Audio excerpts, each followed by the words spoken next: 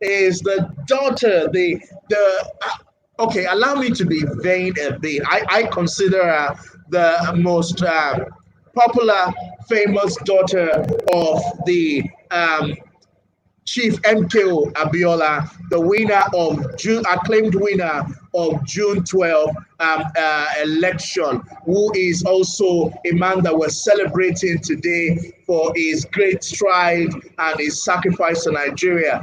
Please welcome with me Dr. Hafsat Abiola Costello. Auntie, good to see you. How are you? I'm doing very well. It's lovely to see you. I'm on Instagram now. Are you going to join us on Instagram as well? Me? Or just on this one? Yes, I can join you there. But Shumo, Dayo, I don't really know all those. If I join you there, what will happen? Well, I don't really understand all these things. Okay, let's stay on this one. So if you're on Instagram, please come to YouTube and Facebook. I am with Dr. Hafsat Abiola Costello, and we're discussing our story, experiences about the June 12 and being the daughter of Chief MKO Abiola. Please join us on Instagram. I'm going to put that in the comment in a second. Auntie, good to see you. How is Brussels right now? Much better. We're still in partial lockdown, but I think the cases are dropping now. You know, for a while, we had one of the highest levels in the world. Wow. Yeah. Wow. Do you miss Nigeria at this period in particular? Do you miss the pounded yam, So the egusi, and all? Would you? Amala with and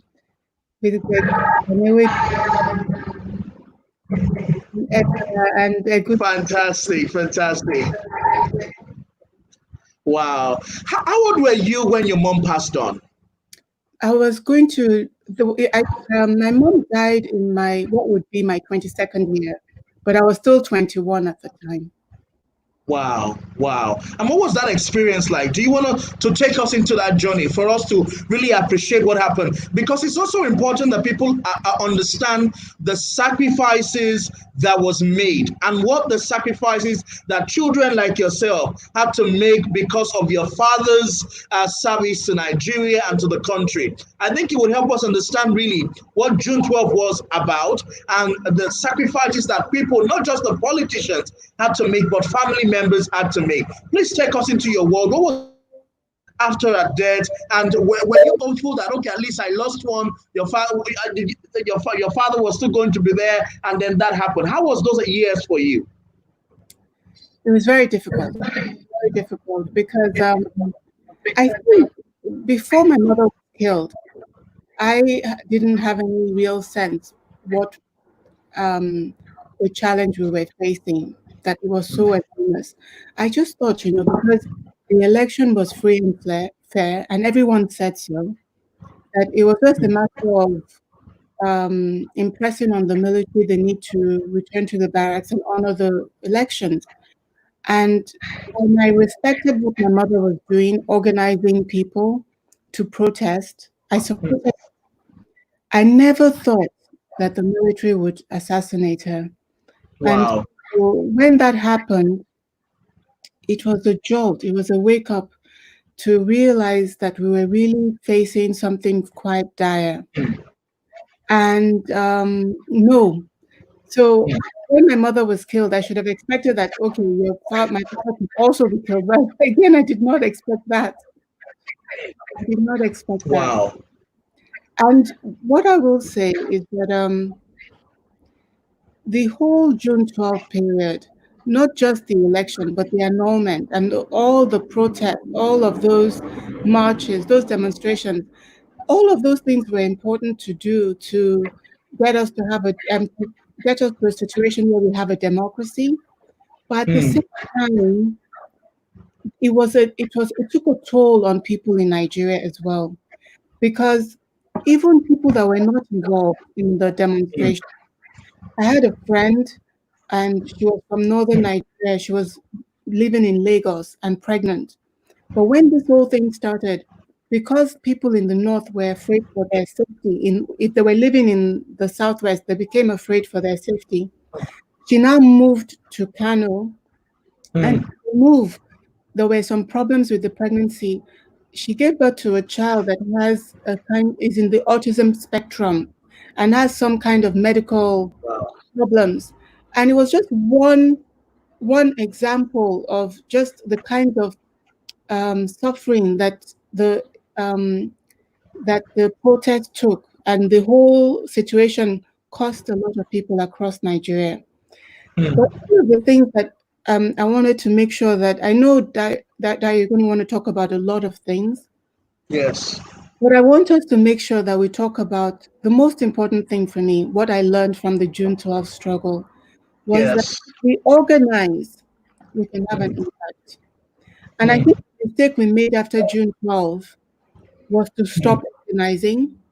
And when I Mm. look at the way Nigeria is today, the economic deprivations across the country, Mm. I think the problem is because Nigerian citizens stopped organizing. We need Mm. to continually organize around things that we believe in, not Mm. just not civil rights and human rights things, not just, Mm.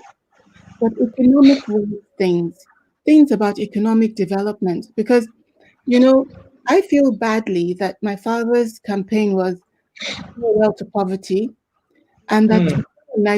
More Nigerians are in poverty than at the time that he contested.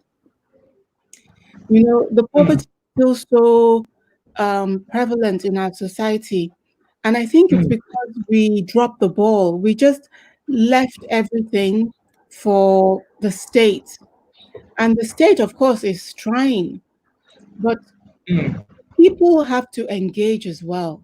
And the people have Mm. to, and the people have to engage by organizing to engage, not just people going to go and see one major politician in front of his house to collect money. That's not going to be enough to change the structure of the Nigerian economy. One question I want to ask you, and one of the reasons why I'm having this conversation is to have clarity. What really happened? What were the behind the scenes experience? Because a lot of people in this generation have no idea what this thing is all about, or it's more than an holiday. It's it was a serious business. People had to go on exile. People lost their loved ones. People lost their families. People lost businesses in this. But many of the people who are young people today were not alive. They didn't even understand. So when you're talking about sacrifice, I think that was what happened when they were going to change Unilag to Maulag, Moshood Abiola University, and then people started fighting and saying no, that shouldn't happen to them because people don't understand the sense of history. My first question to you is, do you think that the sacrifice was worth it? Well, I think that, in fact, we've not made enough sacrifices, actually, Hmm. because I feel we're still on a journey, that the country is still in peril. Hmm. Not just the country, I think the whole continent is still in peril, and that it demands of us to make more sacrifices to help to push a better future for the people of Africa and the people of Nigeria. I think that my father understood this, because he was a business person, he was not an activist at all. But he used to travel all over the country because he had friends all over the country and he had interests. And he started seeing the prevailing nature of the poverty in Nigeria. It was really one of the things that troubled him and caused him to step forward. And I, when I, and I, you see, yes, there was a lot of suffering. I want to talk about the students, the national. You had Larry Suraj on your show yesterday. Yes, did you watch it? No, I never watch programs. It was awesome. I read more than I watch things. And, um, he would have told you about all what the students did. Yes. There was one young man in one of the marches that they had at the time after my father had been incarcerated and was held by the military. There was this young man that was in a demonstration in Oyo State and he was shot. He Wow. was shot and he lost his legs. He lost the use of his legs. There are so many stories like this, and so many people died. So many people were killed. Um, a lot of students were killed. Journalists Mm. incarcerated. Many of the journalists had to go into hiding. You have to try to get some of them, Wow. like Mr. Yes. Ajibade and others. You know, Yes. in the case Yes. of one of my closest friends, Dapo Olorunyomi of Premium Times, Yeah. um, he escaped, but then they jailed his wife. They held his wife and baby Wow. because they wanted him to come back. And I don't even remember how that whole thing ended in the end, Ended. but I think that she finally got out on bail and then she escaped to Ghana. And from Wow. Ghana, she joined him in the US. So there was a lot of struggle to get us to have the state, the democratic state that Nigeria has today. And what I'm saying, Dayo, what I want to be clear about is that the more I think about it, Mm. the more I realize that we need to struggle more. Mm. Because when you look at the country, you can see that for a while, for about almost 8 years, I worked under the administration of Senator Ibikule Amosun in Ogun State. And Yes. I could see from there because I was right in a government, in a state. And this was under the administration of somebody that was really committed to the people of that state. It was really, Mm. he couldn't do enough for them. He always wanted to do more. He wanted to do it yesterday. And still, it was the results we had were not, I don't even think, were even 50% what he wanted to achieve. So I think that, people always think, so I was reading some comments on Twitter and people were cursing the Nigerian government or saying, oh, what kind of useless government do we have? I think we need to realize that the government is maybe um, 40% of the population for Nigeria. I think Mm. private sector could be maybe 30%. The Nigerian people is the other 30%. If the Nigerian Mm. people are organized around the things we need and can continually agitate and press for this with the government around education, around healthcare, around how we want the government to broaden the economic opportunities, we will go further. Because the problem I see is that the people that engage the government have very limited interest. The people with broad interest don't engage. Mm. Yes. They don't. Yes. And I think that was what happened in 1999. A lot of the people who were comrades and in the civil society sector did not want to get involved They should in have got. the election. Well done, Dayo, for getting involved as you've done with the current governor of Lagos State. This is the right thing to do. Do you know, when I learned that was when I went to China. I was in China for like 4 years or so, and I did my master's there in Beijing. And the Chinese said to me, Yes, I remember that time. they said, Hafsat, if you really want to have an impact in your country, go into the state. They said, go into the state. This is what MKO also understood. That's why he vied for office. But Mm. when I then came back to Nigeria, I had the opportunity to work with the Amosun administration in Ogun State. But I want to say that from there I learned, because when you think of the state, when you think of the Chinese state and the power of that state, to be honest with you, I don't know a state more powerful than the Chinese state. Mm. The state capacity that they Mm. have is unprecedented that I've ever seen. Mm. But when you look at so when I came to the Nigerian state in Ogun State with a government very committed and dynamic, I could see that even with commitment, even with ideas, the Nigerian states are weaker, way weaker than the state I saw in China, and which is even it's the kind of states they have in Asia. We don't have a strong states in our country. And we have to balance the state with organized people. We need to organize people so that they can counter the flaws and the weaknesses of the state, and then they can counter the flaws and weaknesses of the private sector. If our people organize, they can be that bridge to help us get to where we need to go as a country. Hmm. That's something. I want you to tell us a bit of stories or some of the things that happened. But before I go into that, I want to ask you this question. When you meet some of the people that were bad to your father, who betrayed MKO, what how do you feel? Well, I feel I feel happy that we're all alive to see that it was bigger than MKO. The struggle was bigger than MKO. It was bigger than Abiola, the MK Abiola. It was bigger than the Abiola family.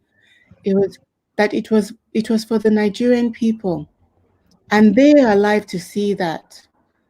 So it makes me happy that they're alive to see that it was bigger. And many of them say to me that when they were fighting MKO, they just Mm. thought it was like a game, that, oh, MKO is going to lose out here and we can have an opportunity to gain. But that now they realize that it was for the country, and they feel bad that Nigeria lost that opportunity. But the challenge is that we still have the selfish element in different parts of our daily lives, in the government, in the polity, across the country. There are people who are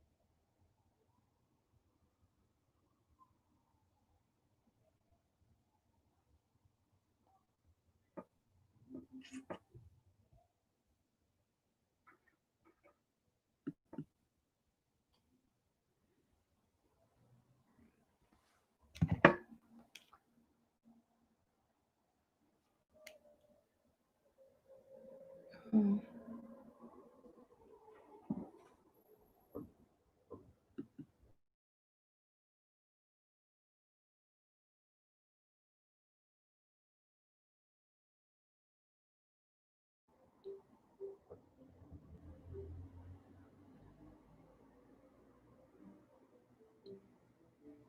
that we have to understand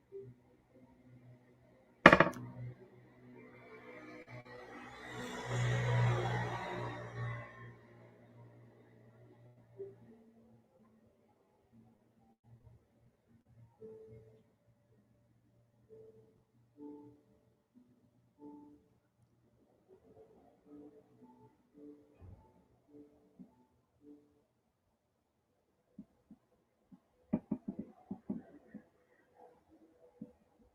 Sorry, my internet went off for a second. I'm so sorry about that. I'm so happy. I was sending you a message just now. Oh, I'm so sorry.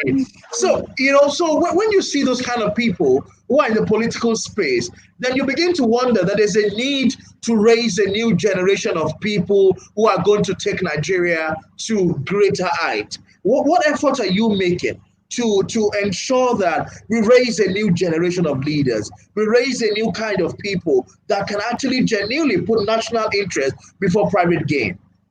So, now I work with an organization called Women in Africa, where our head Yeah. office is in Paris, but we have offices in Casablanca and in Dakar.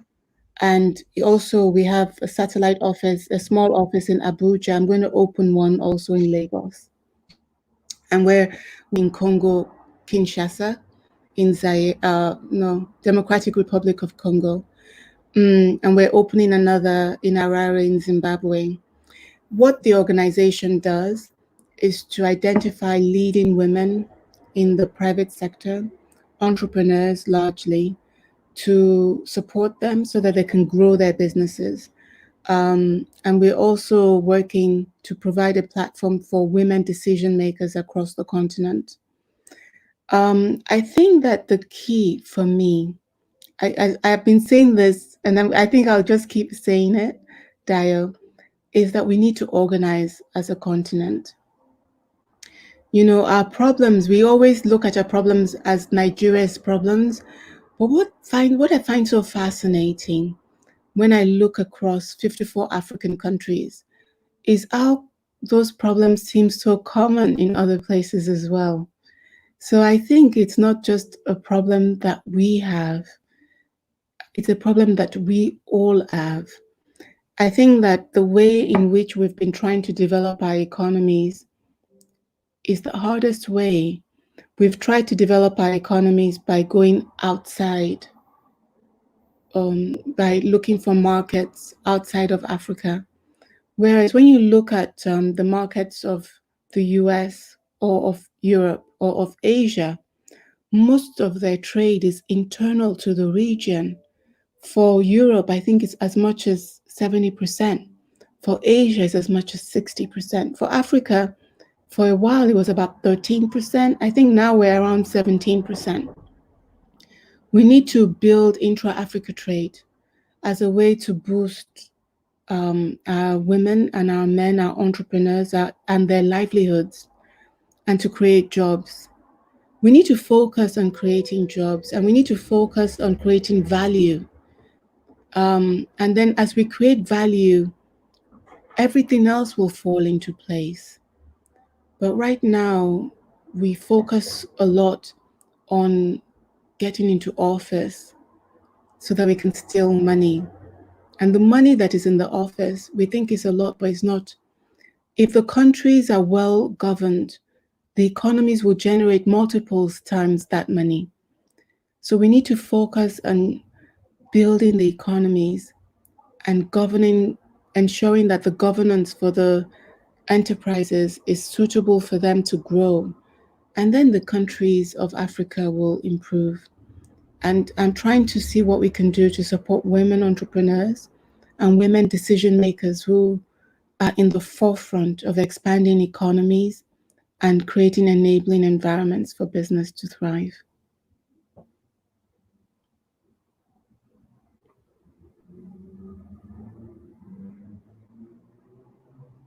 Dayo, are you still there?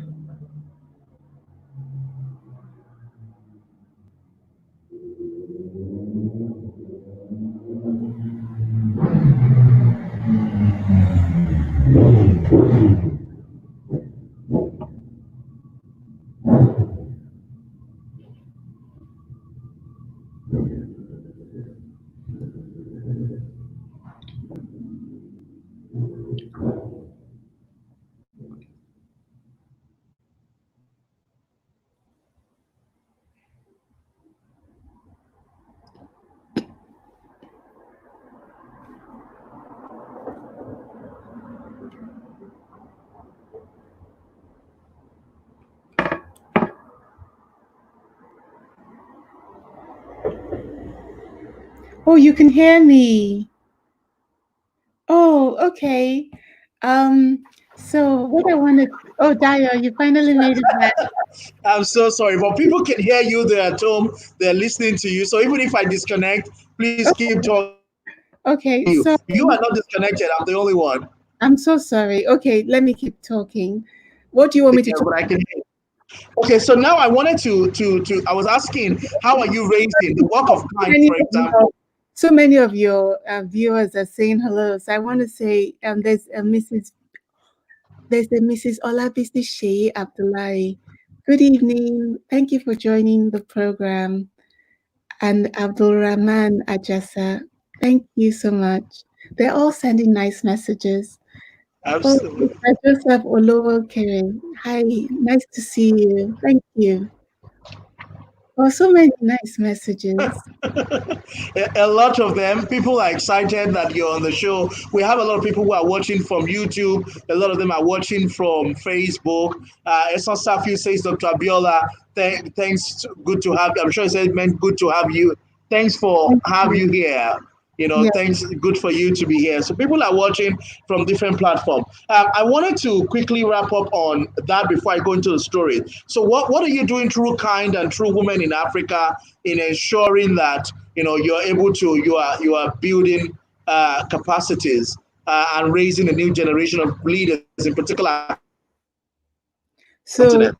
So one of the things that Women in Africa is doing is identifying entrepreneurs, women entrepreneurs across Africa, and supporting them with training, sometimes with money, through one of our partners, Societe Generale, we've been able to give around 200,000 euro to women entrepreneurs around the continent. It's not enough. It's nowhere near enough. And actually, we had a call today for women in Africa where we're looking at setting up a fund to help women entrepreneurs, because one of their biggest challenges is access to credit, as you well know.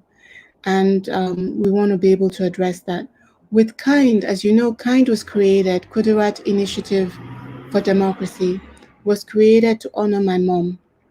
And for many years, it ran with a lot of energy. But in the last year or so, it's really, we're in a redesigning phase where we're trying to think what to do, which direction to go. Because to be honest with you, Dayo, I'm not so enamored with the effort to fight for democracy. I return again and again to the fact that my father's promise was that people would say farewell to poverty. And that's about economic development. And I'm trying to shift KIND's focus from democracy to economic empowerment. I think the fundamental problem in Nigeria and across Africa is the mm, lack of economic opportunity for people. We need to address that.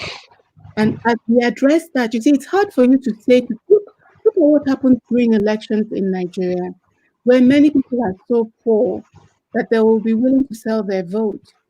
We cannot remove the issue of people's economic empowerment from the issue of their ability to exercise their democratic rights.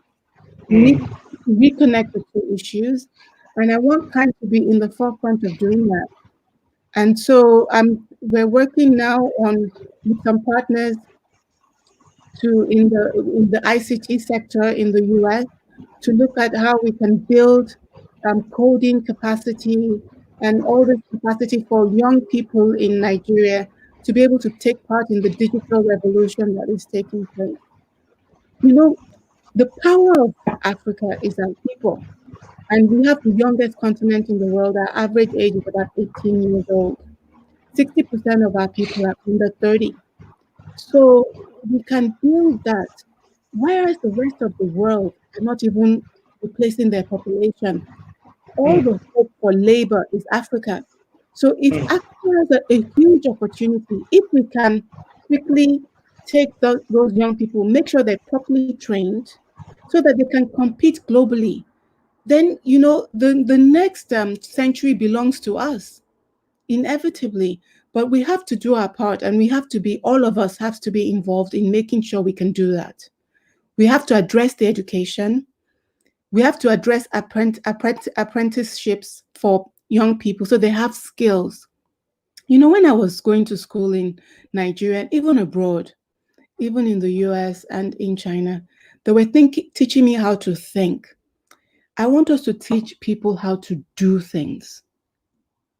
I want us to teach people how to do things, because when they can produce, they will own the world.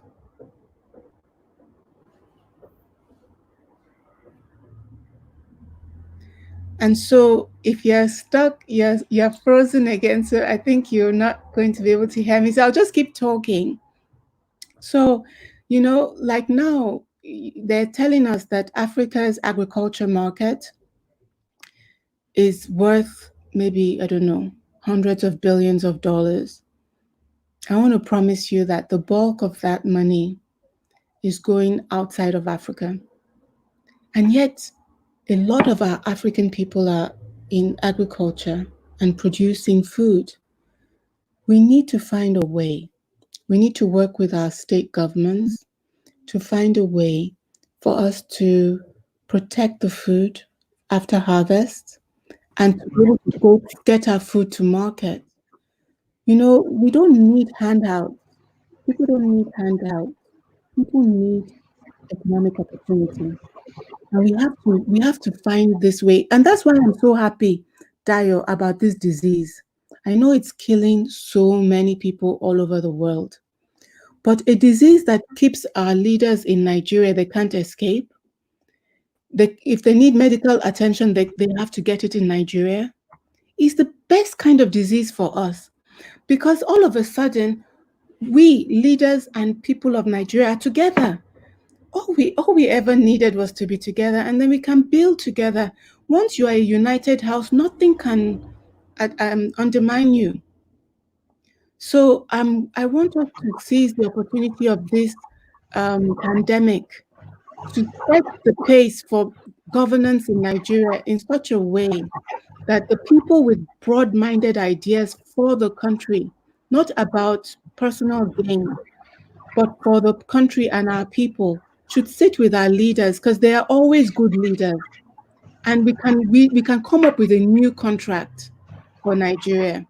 I want us to come up with a new social contract as a people, not about whether you are from East, whether you are from North, whether you are from West, whether you are from the Delta, whether you are from Middle Belt.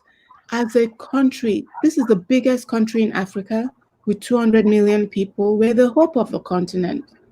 We should take the time now to come up with an agreement and protect our borders and give our people the opportunity to build Nigeria. One question I want to ask is this declaration of public holiday, national public holiday, the award of, is it, I think it's GCFR or GCON, does it fill the gap for you? I was so proud of President Muhammadu Buhari when he did that. May God bless him. May God bless his children. May God bless his household. A great man, a worthy human being. I'm honored to be a Nigerian living in a time that we have a president like that. Because, so many petty, vindictive people who had tried to erase MKO Abiola's contributions have come and they've gone. And without any pressure from us, from the family, President Muhammad Buhari did this. I feel, MKO has died. Anything we do for MKO, we really are doing it for ourselves because he has died. The most we can do for him now is to pray that God accept them and forgive any of his sins. But what President Buhari did was to signal to the Nigerian people that we honor our heroes and that we're a great nation. We're not a nation run by petty people. And And very what important. would you like to also see moving on, bearing that in mind? What would you like to see beyond the holiday, beyond the awards? How would you like young Nigerians to understand and appreciate the whole achievement, the whole progress, the whole process? Next step as well. In addition to this, how Dayo, do we make this make sense to an average Nigerian? Dayo, the fight Nigeria is waging is for the soul of Nigeria. It's not about MKO. It's for us. And there's so many divisions. The civil war is a big division. There's so many divisions in the country today. And unfortunately, in the Southwest, maybe because you're in the Southwest, you may not feel the Islamic Christian divisions. But in the rest of the country, there are divisions along religion as well. And even in the Southwest, we see some of that. I think every step we take now should be to build unity among Nigerians.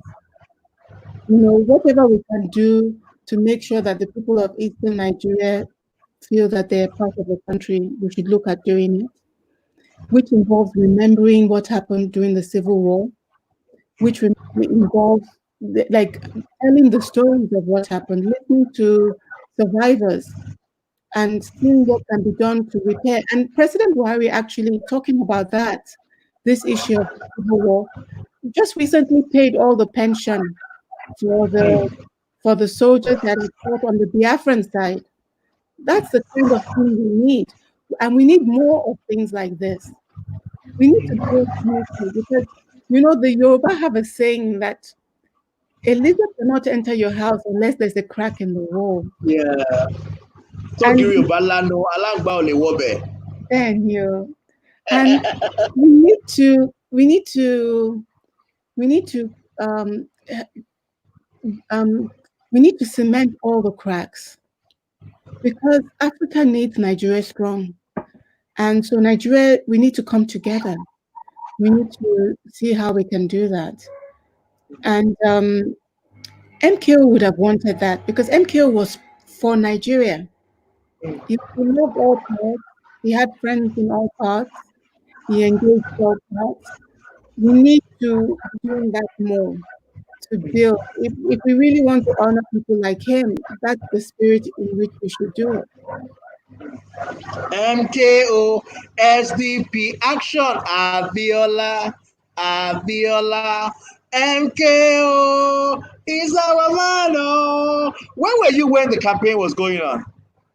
I was in university. But my mom was very involved. I only became very involved after the annulment. I became very Wow, after the annulment. And wow. I saw recently that the retired General Ibrahim Babangida spoke and he said why he had to annul the election. I think, those things, what can we do? Those are in the past. The future Yeah, is yet to be written and we can write yeah. something. And we need to take the lessons of June 12th. When we saw things were not going in a good direction, we got involved. We need to always be involved with our states because these states that we have, they're still in construction. There's this concept in political science called nation building. Yes. There's also the concept of state building, and we're not doing enough of that. We need to build a state because there's so many challenges to the state that we need to be. That's why we need the citizenship to be active, to be very clear about what they want. It's not easy for the state when people come and say, just give us little rice, give us this, give us money, give us, and that's what they're hearing from people. So those of us that know we need more than that, that know we need good education, and know that we need to have teachers monitored, that know that we need to pay properly teachers, pay properly nurses, pay properly doctors, all of those things. We need to engage and fight for those things. The Yoruba says, "Tọmọdé bá ṣubú, á wò wájú, tágbàlagbà bá ṣubú, á wẹ̀yìn." Pé kí ló jẹ́ kóun ṣubú? Tó And tó ṣe bí òwe o. They say you don't say òwe in front of an elder. Please permit me. Can you tell us one or two stories from the, let me call it, the struggle, the process? Someone like me, I like to know some of the things that happened. Honorable Kwefa told us some of the things that happened. Surai told us some of the things that happened from their own angle. From, you were inside, you were with your mom, you were around her after the annulment, and you heard a lot of the stories. She came back home and told you a lot of the things that happened. Can you share one or two or three of the things that happen that we also may be able to learn from, or that may be able to help us understand some of the intrude that were going on? Maybe something that happened on a particular day. Just take us through some of the experiences. okay, so one of the stories that I like to tell sometimes is because women are often ignored in our political process, and they contributed so much. And one of the stories is my father was already in, had already been picked up by the military, and he was under house arrest in Abuja. And the movement was there, and Franco Kori, New Peng, Pengerson, they wanted to go on strike. And they needed resources to do that. It was already a courageous step for them to take, to shut down the oil workers union, which, because oil gives the government so much of the money, even till today. So they needed money. And so my mom Hmm. then went and sold a piece of property she had in Lagos, not far from our home, actually, in Ikeja, and was able to give them the money for them to be able to pay workers so they could stay at home.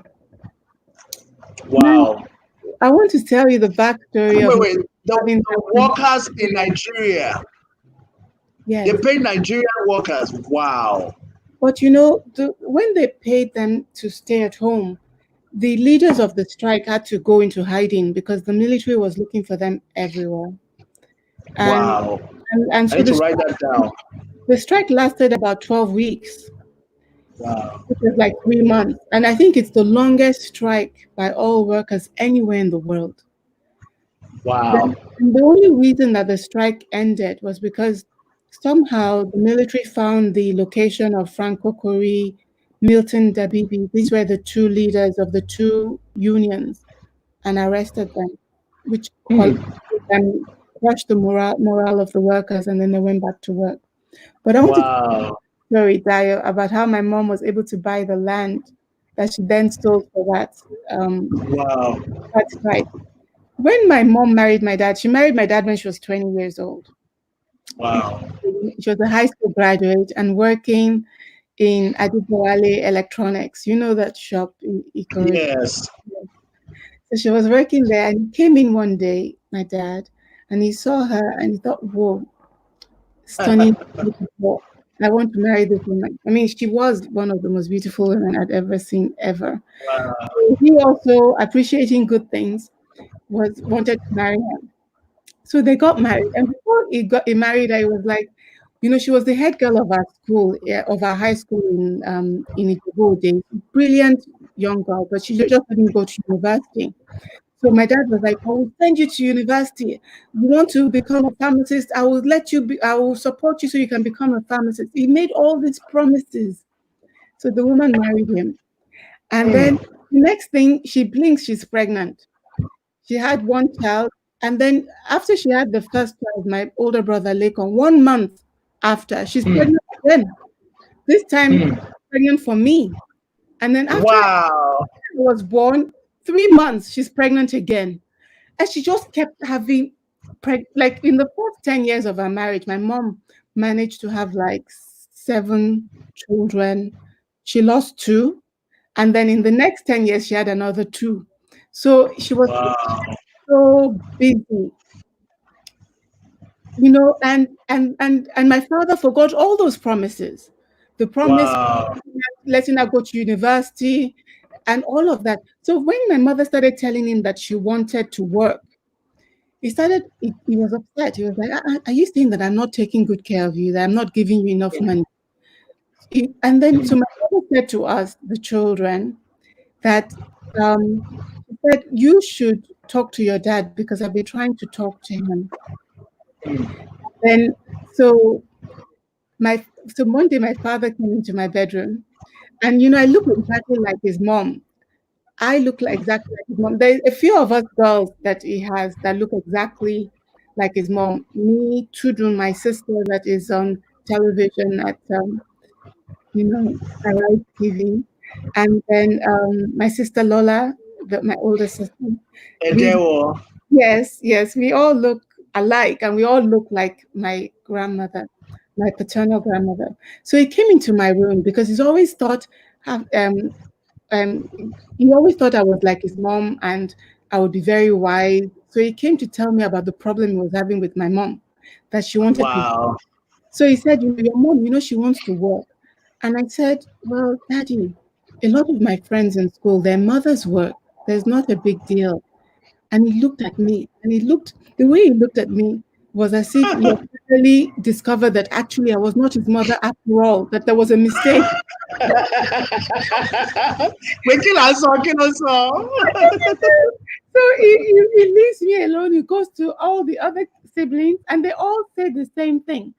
So then he now said, in that case, she can have an office, but the office has to be near the house. That whenever he's driving home, he can drive past the office and see her car. If he wants to see her, he can go in and he will see her very quickly.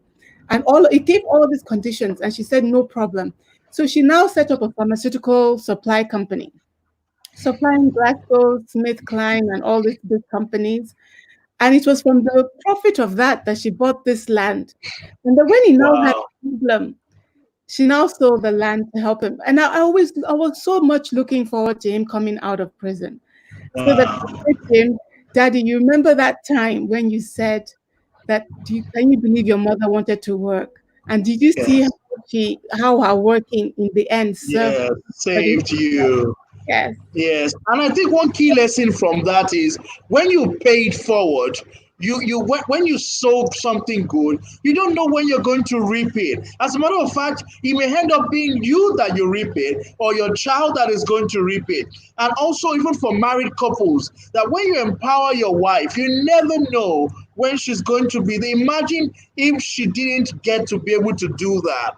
And so a man that doesn't empower his wife economically is missing a lot because he doesn't know that the woman is going to be able to bring a lot of goods to him in the long run. That's what I learned from that story. And Dayo, it's even just more than that. It's also the idea that, if we want to have democracy in Nigeria, within the family, we must practice democracy. Within Mm, the family, we should give voice to husband. mm, Husband already has a voice by the culture, but mm, we should expand the understanding in the culture to give voice also to the wife and also to the children, because it's what people see within their home that they go outside to practice. mm, If they see dictatorship within their home, then the oppression of their rights will seem to them normal when they go outside. So if mm, they see the validation of their voice within the home, when they go outside, they'll expect their voices to be validated as well. So we need to practice what we want to see outside. in the family. We have to practice it in the family. If we want to see no corruption outside in Nigeria in the public sector, we also must practice not to be corrupt. Because Can it you tell us? Yeah, can you I tell want us? to hear one more story. Okay, let me think, let me think of another story. Maybe Mm, one of courage of I know your mom was very courageous, so I know a lot of the story will come from around her, an act or something that happened. It could okay, be anything. Because, for example, I never knew this part that they have to pay workers to stay at home. I'm sure a lot of people who are watching us right now have never heard that part. That's a lot of things that my generation is missing. So, from your story, I've learned so many things that have had to happen, during that background. So, please tell us one or two more stories before okay, I let you go. okay. So another story. When the whole problem started, MKO, my father, it was not just big outside. People, as someone that everyone looked up to, or a lot of people, not everyone, looked up to outside in the public domain.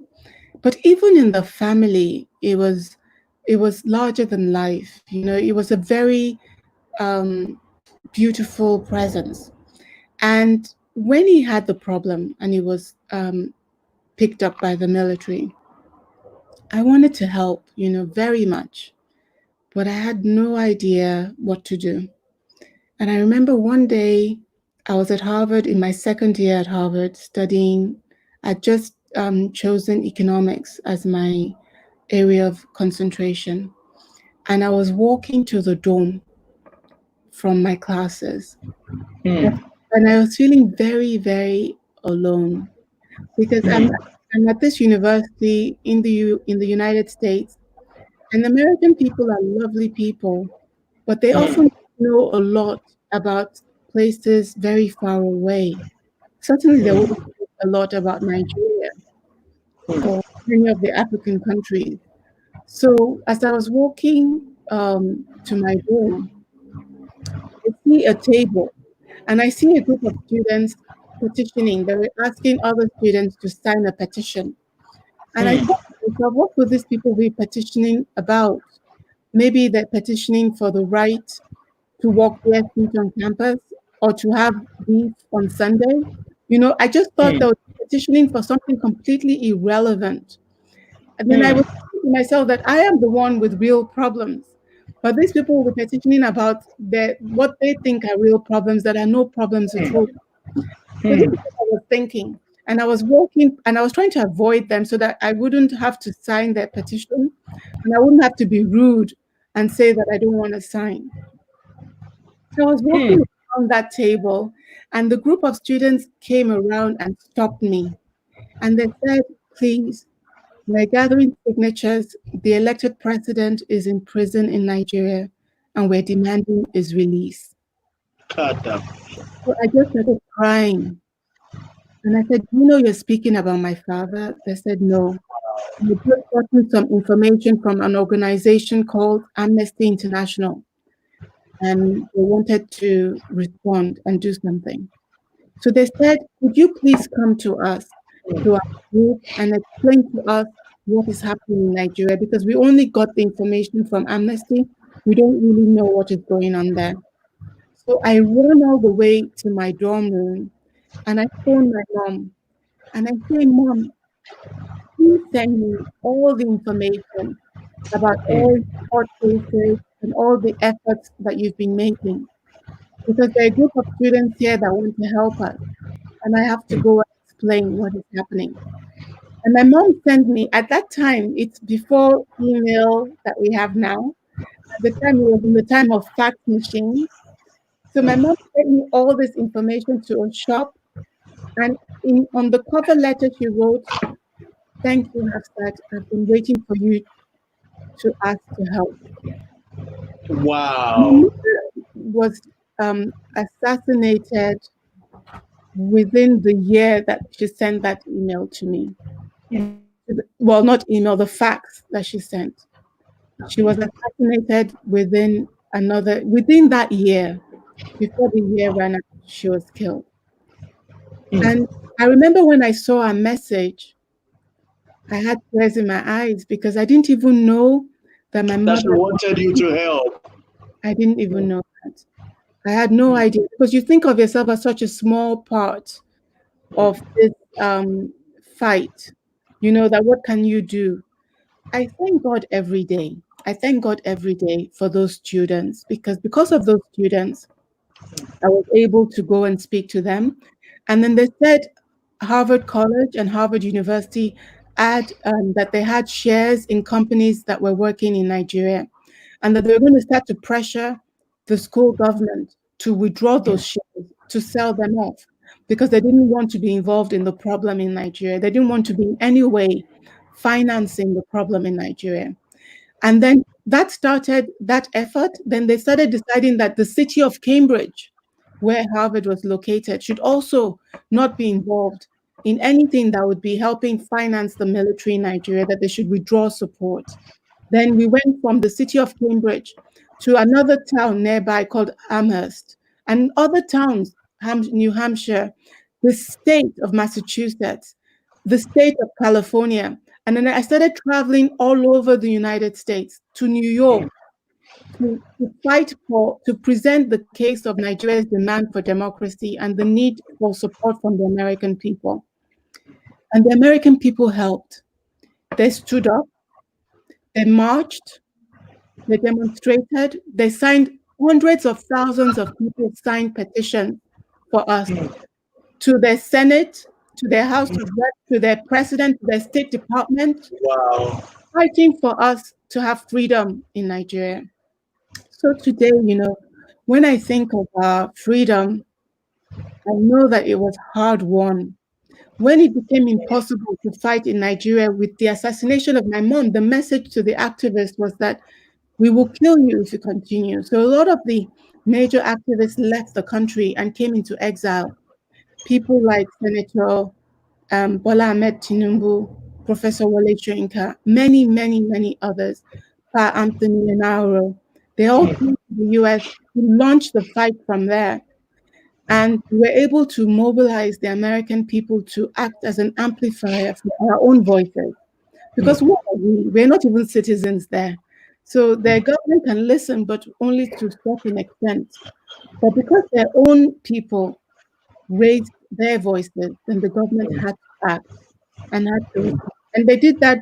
We did that in the US, we did that in Canada, we did that in the United Kingdom, we did that in France, we did that in Germany, we did that across Africa, trying to get support for the fight for democracy.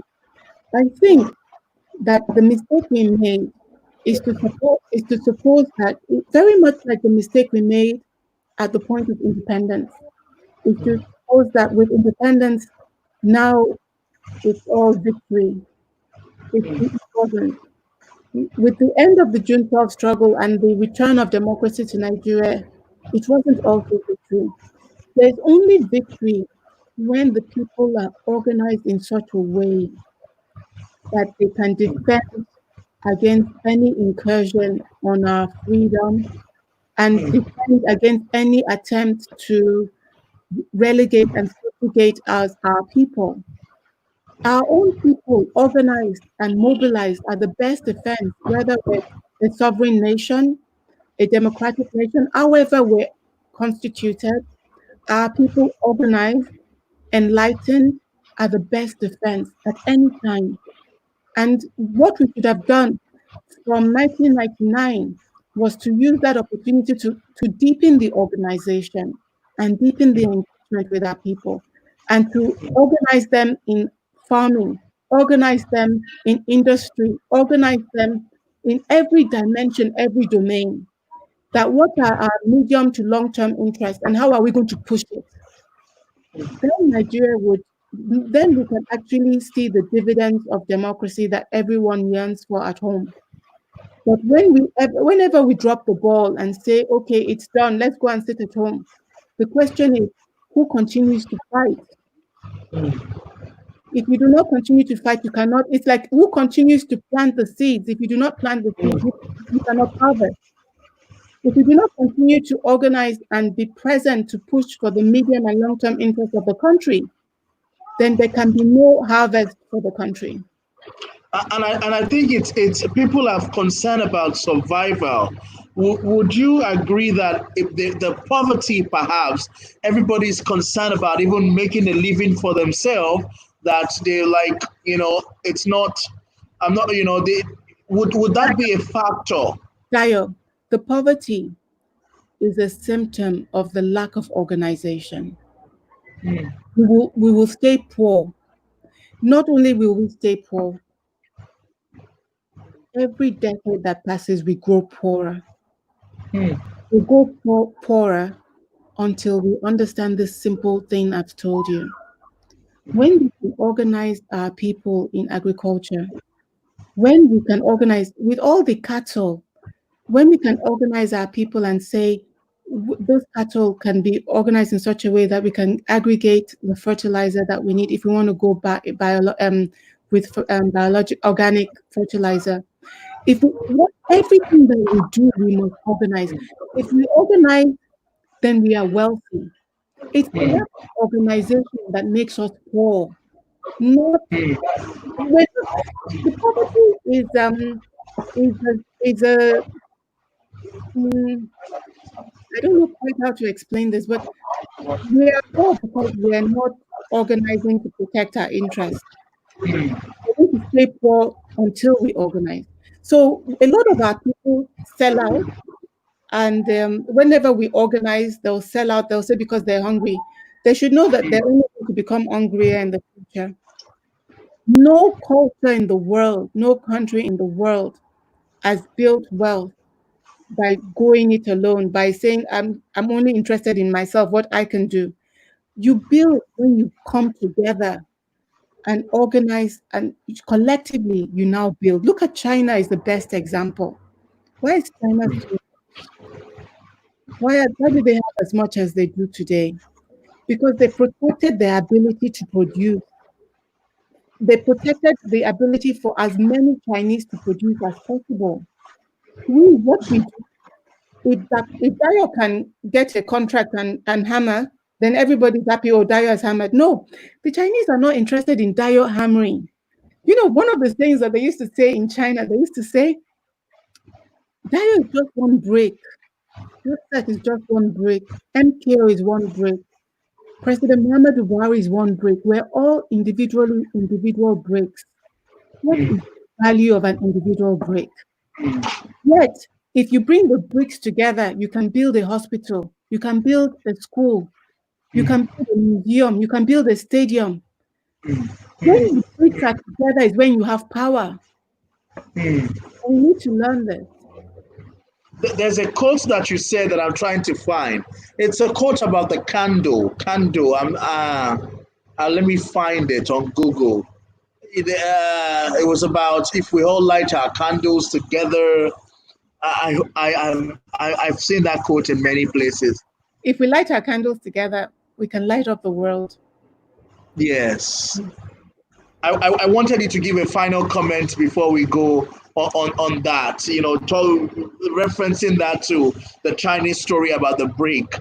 You're so deep. Everybody, I've seen a lot of comments that are saying very deep, very, very deep. I wanted you to wrap up. And it's too emotional for me that I can't even talk. I can ask you questions. That's why I wanted stories. I wanted the stories will help you see. This video is going to be on YouTube, and thousands of people are going to be able to come there. Generations are going to be able to come there and watch it over and over again. So, those stories that you shared are going to remain in our heart. And it's so deep that I am so, when you're weak, you're just weak hearing all of things that happened and you're tearing. I was tearing over here. I felt like crying when you were talking about the stories and all of that. So if you can wrap it up for us and talking about lighting your candle. And if you don't mind, I hope I don't cry. If you wrap it up also, throw in one final story into the conversation. And that makes it three. So if you don't mind, instead of a story, I want to share a poem. Okay, please. I'll share the poem that I wrote for my mom, because I know that one by heart, I hope. Before I tell I share the poem that I wrote for my mom. I also wrote a poem for my dad. But before I share the poem that I wrote for my mom, in terms of concluding remarks, what I want to be able to conclude with is that we need to be mindful that so much is happening in our country, and so much happens every day. There's so many problems that we are seeing, um, you know, but we should be mindful of the fact that we have the opportunity to turn around a country and a whole continent. When I think of Nigeria, I don't think of the territory that we call Nigeria. I think of the space for Africa, because one of the things that my father was a Pan-Africanist. He was committed to Africa and he was committed to the Black race. And, and I think this is important because if you come from that commitment, your sense of time is in centuries. You think about when we started losing Africans in the slave trade, you think of colonization, and you think of the civil wars, and then you think of the world wars, and then you think of independence. So you're looking at a 400-year time frame. And I want us to, and the problem we have in Nigeria oftentimes is that we're so caught up in the present. And I think when you're caught up in the present, you can make mistakes. You can say, I don't like this person or that person. But when you're caught up in a wide enough time frame of like 400 years, so not the 2020, if you're thinking about 2420, 400 from now, you start to realize that it doesn't matter what I think about this or that person, whether we're friends, whether we like each other or not. You start to see that it's a privilege to be in the world at the same time. And that if it's not an accident that you are in the world at the same time, you start to think about what you could do together, about doing something together in a way that leaves a gift for the future generations. If we think carefully, you and I may not become the kind of successful human being and wealthy human being that my father was, but we can do something with our lives in such a way that when it's 2420, the people living then will read from it. Then that's a life well lived. And I want us to think in that kind of perspective. Scope, yeah, perspective. Yes, because I think that oftentimes in Nigeria we're too petty. Yes. We get too small. We get into all these small fights, small things, and I don't want that for us because I think it's a mistake. This is what. So now Maybe instead of sharing the poem about my mom, I can share another poem. I called it Your Seeds. But I still want to hear the one about your mom as well, so you Okay, can share both. like I'll share both. So your seeds. This tree here, we planted it that one day, if you need, you might have shade. This tree here, we planted it that one day, if you need, you might have food.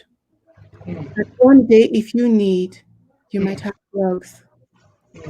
That you might have. Show me your seeds that you plant. Tell me your dreams that you sow. For those who are still to come, what are the gifts that you would pass through time? And how far will they go, bearing the message of your life? So that's that poem called Your Seed. Mm, mm, Now, mm. the poem I wrote for my mom, That's another deep one. Show me the seed that you have planted. And that's about investing in the future. yes, Investing in the future. Wow. we need to do that. And the poem I wrote for my mom is called Kudi.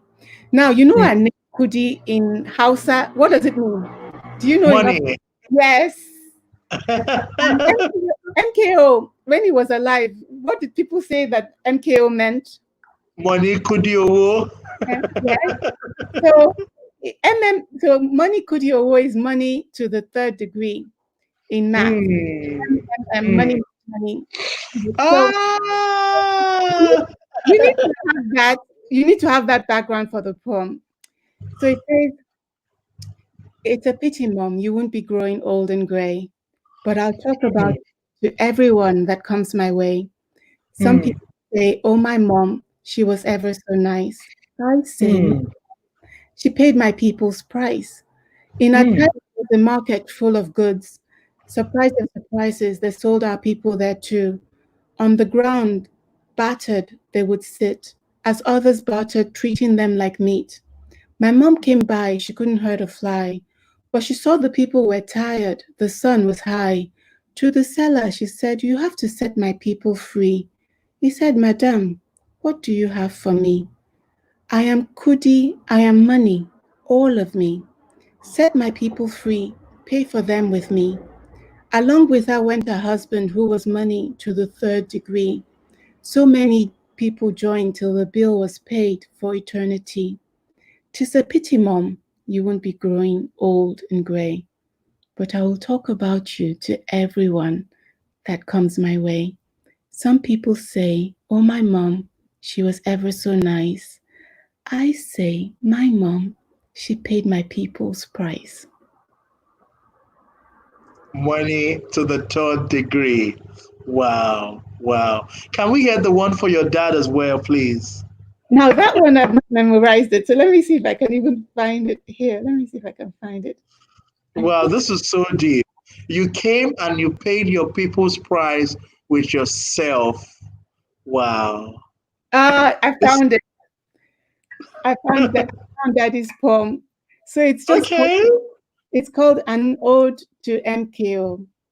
If Mm, if pride would capture what I feel for you, I would say I am wholly proud of you. mm, If love would, I would say I love you absolutely, but they cannot capture everything. Had you come home, I could have shown you that because of mm, you, I understand. Trust that is not granted can be earned. Giants are not smaller because they bend down. Wealth is not diminished because it is shared. Life is mm, not wasted because it is sacrificed. These things I mm, know because you showed me. So if pride could capture what I feel for you, then know that my pride in you goes from the tips of my toes to the crown of my head. If mm, love would, know that every cell of my being loves you. But these cannot capture everything. Yet let mm, the clear start. The rest, mm, through my life, I will show you. mm, mm, mm. Wow. Wow. Wow. How do you put these things together? I'm sure you still do. You still cry? Yes. And that was why I asked that question earlier. And I said, I don't think that everything that has been done so far really fills the gap. It's not enough to fill the gap. And only God can fill that gap for you. I lost my father when I was 11. You know the story. You were there for me since I was 12. And, so I still feel and I still miss my dad.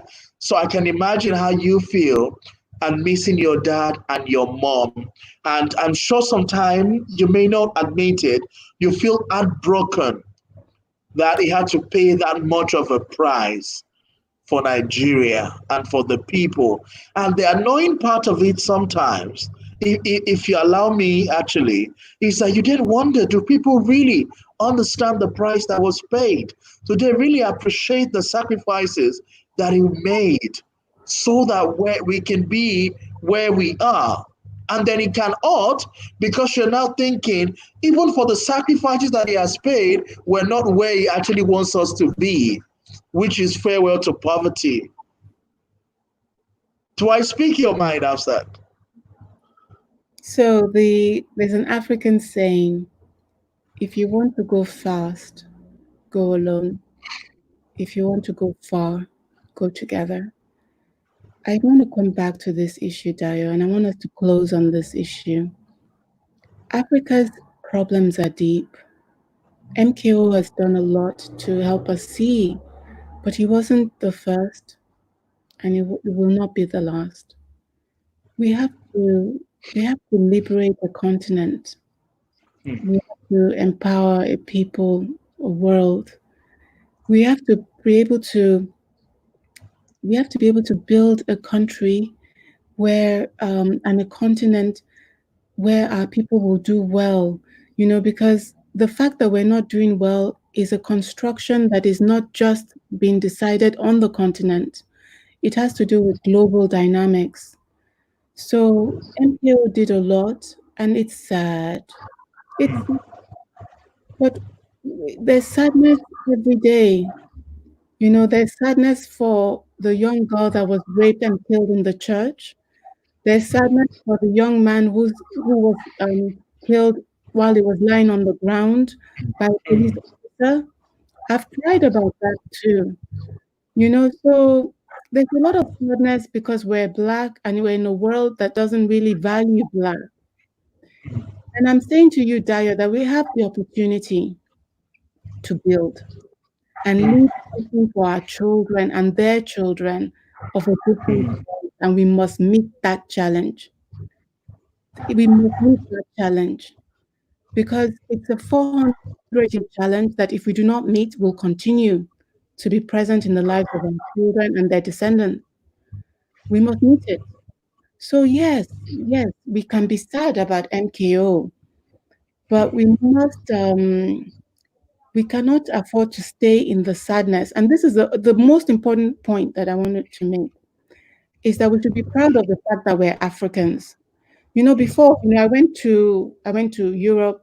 I'm in Europe right now, but I went to the US, and I went to China, when I went to I'm here in Europe. Something I've learned is that these people are not any better than any of us in Africa. None of them is any better than any of us in Africa. We just have lost, we don't have any confidence in ourselves anymore. I think that's the big problem. And we keep thinking that these people have answers for us. We also have answers for them. We have answers for them about how to be good human beings. The culture we have in Africa, the communal ethic, how we take care of children, how we take care of the elders, how we look out for vulnerable people. We can share this with pride. The Ubuntu philosophy. Ubuntu. Yes, this understanding that my humanity is wrapped up in your humanity. Africans understand this, and many parts of the world, people are forgetting this. So I think we Africans should not only be thinking, oh, the world should come and help us learn this or that. We should also be engaging with the world to make them more African. We make them more African, we make them better people. Mm, And we need to re engage in this way with confidence instead of always feeling like we're less than, we're inferior. We're not inferior, we're as mm, good as anybody else. mm. Thank you so much. Thank you so much. Thank you so much, Dr. Hafsat Abiola Costello, my big sister and mentor. This is the first show that I'm having, and we're closing on a very sober mode. And, I feel happy that I actually needed the divine inspiration to do this conversation, because if you don't have a sense of history, you can't properly plan for the future. And we need to appreciate the sacrifices that have been made so that the labors of our heroes past will not be in vain. And to everyone, people are watching from all over, and they're just that I'm not allowing all the comment come up. Akinusi Akintude says soft spoken, well spoken, deeply spoken, very, very poetic. Good job, ma. The labors of our heroes and heroine like MKO and Kudura shall never be in vain. Very soon, by God's grace, we will where God wants us to be in Jesus' name. And Amen. Miss Aidu from Spain says, the Lord is your strength. We're all praying for you and your family after that God will continue to strengthen you, and that in your life, while you're on this land of the living, Nigeria will reach the height of greatness in Amen. Jesus' name. I want to Amen. say a big thank you for the time that you've created to let me read a final comment from Zaki Charles Asen. Thank you, Hafsat, promoting a groundswell of exemplary women leader and building pathway to public service for them. We appreciate you, big sister, and we're very grateful. Thank you for this story that you've shared today. We're touched. I am Terry, and I'm all at the same time, I'm annoyed to say, when is this going to really end? But that's the job for you and I and the generation that is coming, to then ensure that the death of MKO Abiola and Kudirat Abiola is not in vain. Thank you so much, Big Sis, and God bless you. My love to Mr. Costello and the children. Have That a was great time. Take care. Bye bye. Yes.